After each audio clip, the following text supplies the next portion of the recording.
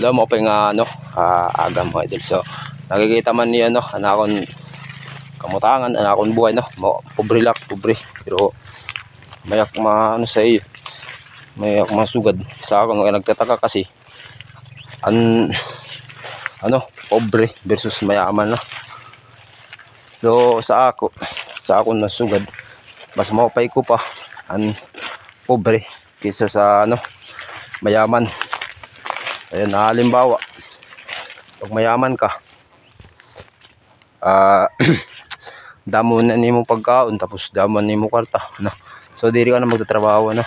So diri ton pwede ano ang pobre diretso gyapon ang trabaho pag bisan maray kwarta o may man kwarta no, diretso. So wala kit gyapon na nakukuan nga trabaho na kuan ba. So naalinan ba bisan na trabaho basta pobre sa dyan. Halimbawa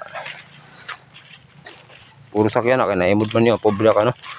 So, pobre lang ini nga tao pero bisan na nga trabaho ana akong sinusulod bisan makuri para sa pamilya mang gihapon. Ang mayaman kasi pag damo na yung kwarta, so wala ka na yung mga trabaho no. Pag kinaturog nala, pag kinaon nala, so yun. Ang pobre kasi damo kasi na nadudukan sa mga tao. Ang mayaman nadudukan ng pobre na tungod kay mo pa yan pagkuan sa pobre kay bisan ano ginta trabaho